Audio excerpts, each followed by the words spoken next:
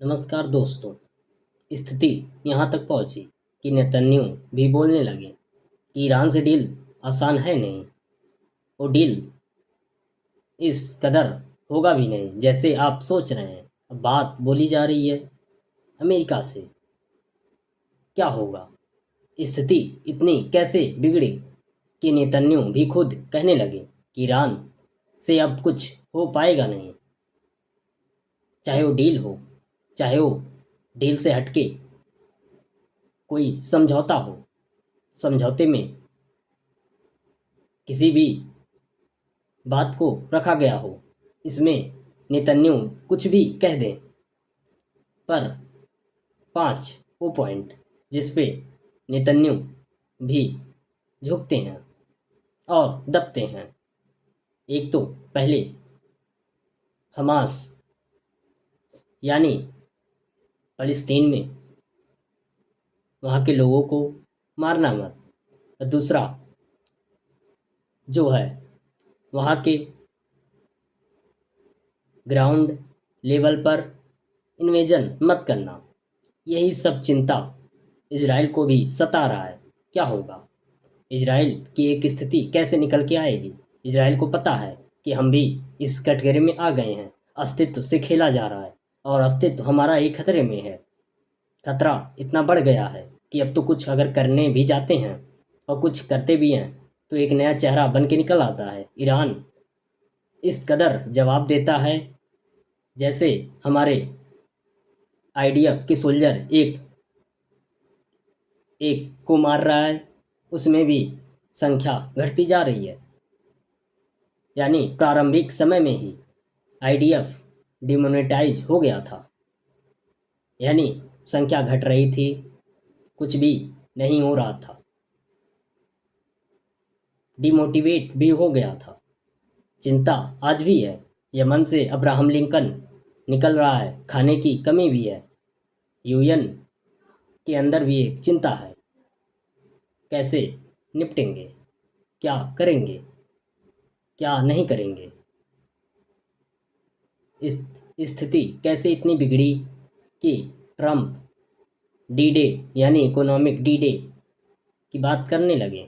Iran में अब तो हम क्राइसिस ला कर रहेंगे, यानी डॉलर से ईरान को घेरेंगे।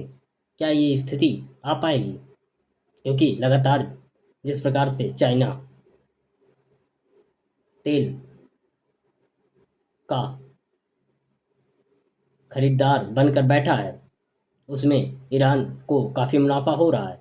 लॉन्ग टर्म वार के लिए भी हेल्प हो रहा है। यही बात ट्रंप को आ नहीं रही है समझ में कि एक शुरुआत हो कैसे। अगर हम ये भी कह दें, और शायद आज कह भी दिए, कि हम उस देश पर भी सैंक्शन लगा देंगे जो ईरान को कोई वस्तु भी बेच रहे हैं या तो ईरान से तेल ले रहे हैं। चाइना ने बोला ये तो इलीगल है, हम अपने हित के लिए कुछ भी कर सकते हैं। यानी मामला एक दूसरे की निर्भर से उठने वाला है। जिस प्रकार से ने एक मीटिंग में ट्रंप से मिलने पर ट्रंप ने बोला था आई एम द बॉस। ये वाली लाइन हल्की पड़ रही है और लाइन के बीचों बीच उस स्थिति को एक पनपते हुए जितने सितारे थे वो भी संकट में हैं। स्थिति इतनी बढ़ गई कि क्या होगा, क्या कैसे होगा, अब तो कोई चारा भी नहीं है। आने वाले समय में इजराइल तो एक येलो लाइन तक कब्जा कर ही लिया है, यानी वेस्ट बैंक के येलो लाइन तक कब्जा कर लिया है। पर करे क्या? वहाँ भी आईडीएफ के सोल्जर मारे जा रहे हैं। एक हार लगातार मिल रही है, रिक्रूटमेंट हमास में हो रही है। ये भी चिंता इजराइल को है। लेबनान से भी इजराइल पर हमले हो रहे हैं, यमन से भी सऊदी पर हमले लगातार हो रहे हैं। यूएस बैकफुट पे हो गया। क्या होगा? वो स्थिति इतनी कैसे बिगड़ी? क्या होगा? डी डॉलर अगर कहीं असफल रहा, अगर कहीं कुछ और बिगड़ा तो क्या होगा? कैसे होगा? क्योंकि हर स्थिति को दिखते गए तो ट्रंप ने भी बहुत कुछ बोला। उस बोलने पर अमेरिका की एक स्थिति दिखी कि अब अमेरिका नाजुकता के कदम पर आ ही रहा है। अलग अलग अधिकारी अलग अलग बातें कर रहे हैं, पर एक स्थिति यहाँ भी झलक रही है कि अमेरिका के अंदर और बेबसी की एक लाइन खींची गई है।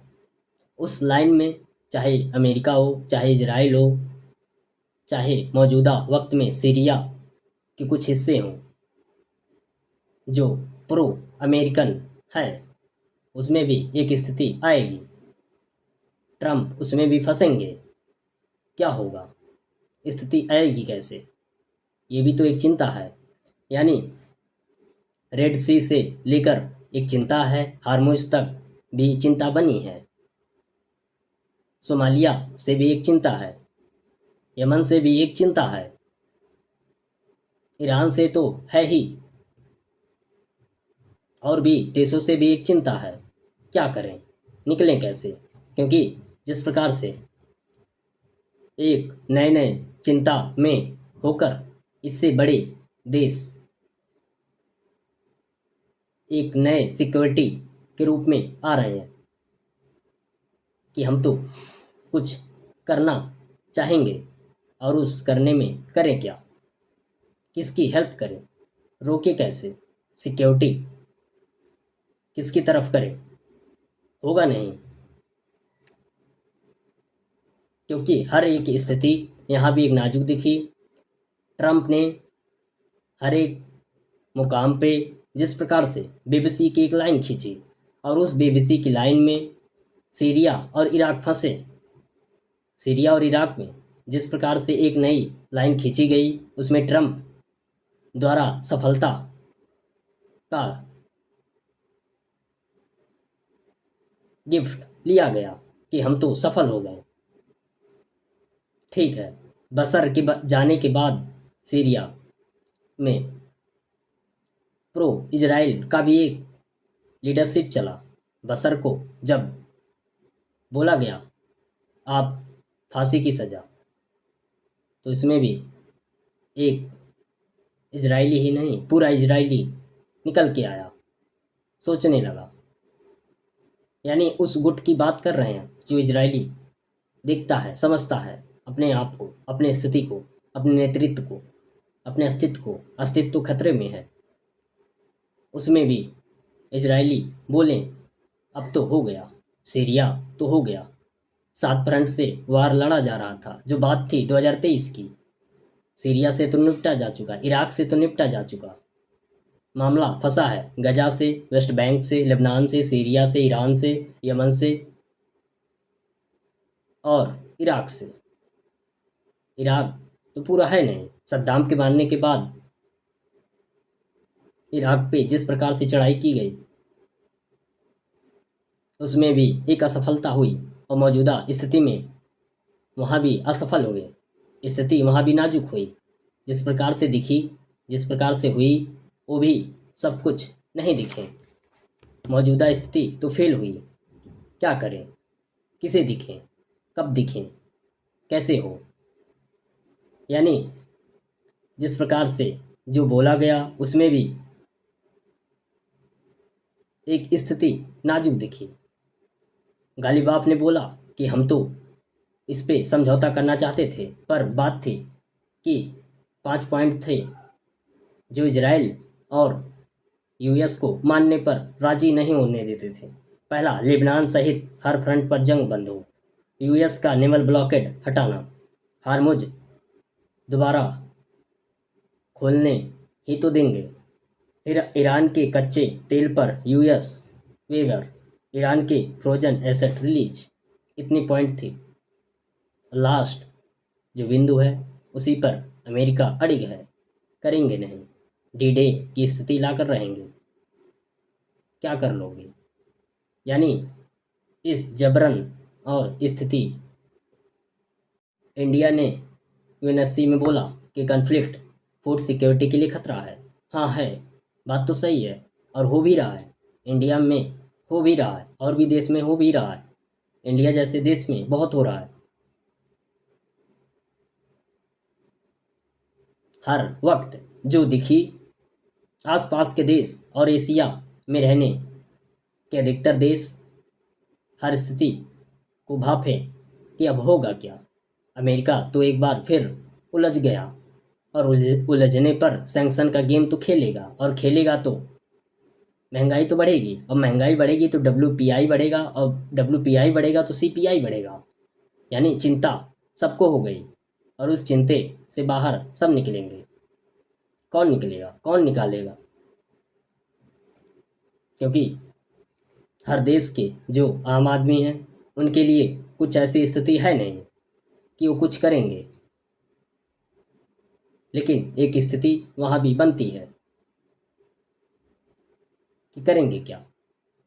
ठीक है, एक तो बात होगी ही। जिस प्रकार से ईरान के चीफ नेगोशिएटर गालिबाफ बोले कि 5 पॉइंट पे तो असहमत है, लेकिन उसके बाद भी अमेरिका कोई अपना पॉइंट रख रहा है तो इस तरह रख रहा है जैसे उसी का एक लीडरशिप हो, पर होना नहीं चाहिए। हर एक स्थिति में ईरान और ओमान ने एक नई डील तैयार कर ली। खुलने वाला ऐसा लगता है हारमुज है, पर क्या ये स्थिति आ पाएगी कि खुल पाएगी? और खुलने के पीछे राज किसका होगा? और टोल वसूलेगा कौन? टोल वसूलने के पीछे कारण और क्या फैसिलिटी दी जाएगी, यही अमेरिका के अंदर चिंता है।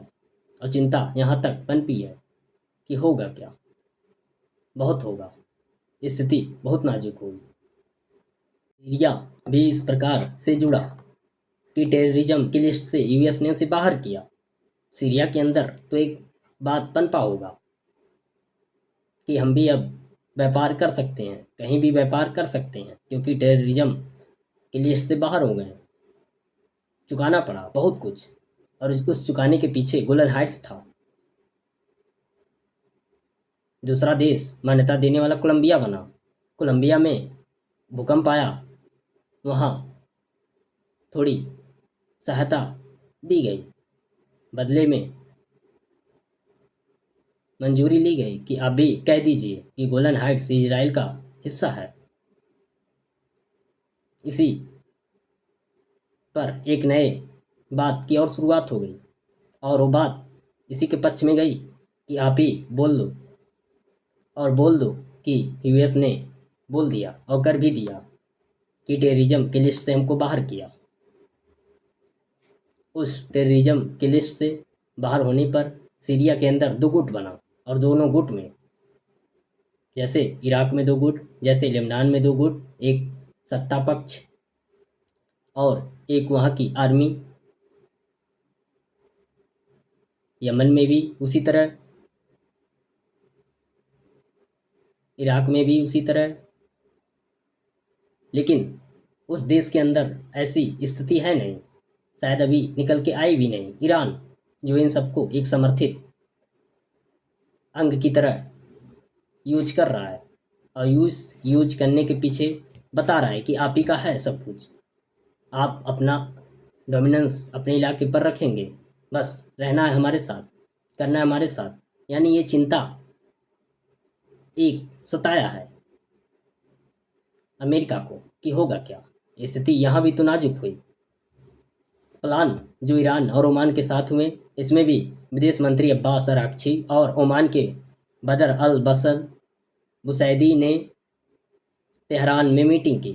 जॉइंट स्टेटमेंट हुए, इसमें बोला गया कि हारमुज में एक अस्थायी कॉरिडोर बनेगा, साथ में माइन क्लियर करने का जॉइंट प्रोजेक्ट चलेगा। ये 60 दिन के लिए होगा, इस दौरान कोई टोल या फीस नहीं वसूला जाएगा। सुनते रहिए। इनबाउंड शिप्स यानी गल्फ के अंदर आने वाले ईरान वाले रास्ते से, आउटबाउंड शिप्स ओमान वाले रास्ते से जाएंगे। ये भी बात अमेरिका को लग रही है कि होगा क्या। ईरान के रास्ते से और ओमान के रास्ते से दोनों से गुजरना पड़ेगा और दोनों मिलजुल कर काम करेंगे। हरमुज में उस प्रकार और उस तरह अब तो डोमिनेंस रहा नहीं। 20% तो आवाजाही यहीं से होता है। अफ्रीका के नीचे से अगर जाएंगे तो बहुत लंबा पड़ जाएगा। बाब अल मंडेब भी 5% का हिस्सेदारी लेकर चलता है, ये भी फंसाएगा हर जगह। लाल सागर में भी स्थिति नाजुक है, जहां यमन फंसाएगा। सोमालिया के पास भी स्थिति नाजुक है, वो भी फंसाएगा। यानी हर एक कैटेगरी में अमेरिका आके खड़ा हुआ और उस कैटेगरी में इजराइल का अस्तित्व भी खतरे में हो गया। और इस खतरे में होते होते सभी देश खतरे में पड़ने लगे। इंडिया भी यूएनएससी से फूड सिक्योरिटी का खतरा बताने लगा कि कॉन्फ्लिक्ट भी खतरा है। मॉस्को में सीआईए के चीफ गए और बात हुई, यानी बात तो कुछ हो रही है। और उस बात में ईरान, अमेरिका और रसिया के अंदर पर्दे के पीछे कुछ चल रहा है। क्या चल रहा है, किसके अंदर क्या पक रहा है, कौन क्या स्थिति लाकर रखेगा, क्या वो स्थिति सभी स्थिति को एक निचोड़ है या बस पनपने के पीछे एक कारण है। बहुत बहुत धन्यवाद।